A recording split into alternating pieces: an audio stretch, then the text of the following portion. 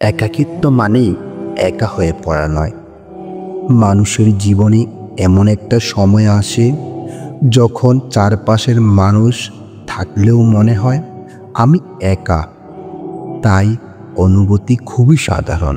অনেক সফল মানুষ, অনেক দার্শনিক, কবি, নেতা, বিজ্ঞানী, তাদের সবার জীবনেই একাকিত্ব এসেছে।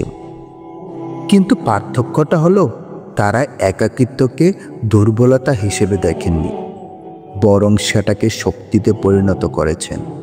একাকিত্ব মানে কাউকে হার মানানো নয়, বরং নিজেকে পাওয়ার শুরু। যখন চারপাশের কোলাহল থেমে যায়, তখনই নিজের ভিতরের আওয়াজটা সবচেয়ে স্পষ্ট শোনা যায়।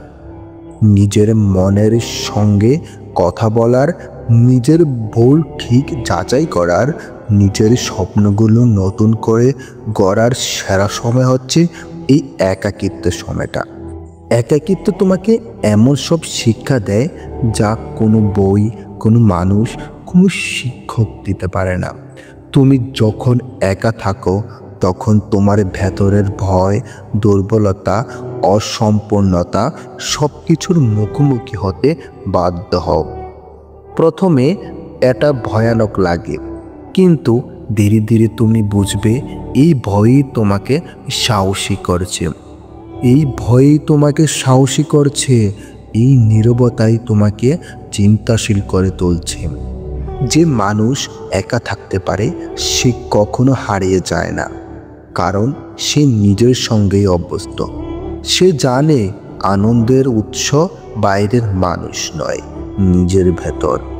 একা থাকার ক্ষমতা মানে আত্মনির্ভরশীলতার প্রতীক। যেমন যখন কেউ নিজের স্বপ্নের পেছনে ছুটতে শুরু করে তখন তাকে এক সময় একা হতে হয়।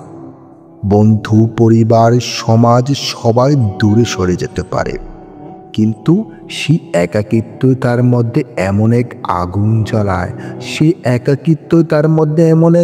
জ্বালায়, যা পরবর্তীতে তাকে সফলতার আলোয় জ্বেলে তোলে। একাকিত্ব তোমাকে নিজেকে জানতে শেখায়। আমরা প্রায়ই নিজের সম্পর্কে খুব কম জানি। আমরা জানি আমরা কে, কি কাজ করি, কিন্তু আসলে আমরা কি অনুভব করি, কি চাই, কি আমাদের দুর্বলতা, সেগুলো জানি না। একাকিত্বের সময় তুমি নিজের সঙ্গে কথা বলতে শেখো। তুমি নিজের চিন্তা, অনুভূতি, অভিমান, ব্যর্থতা সব কিছুর মুখোমুখি হও। এই উপলব্ধি তোমাকে পরিপক্ক করে তোলে।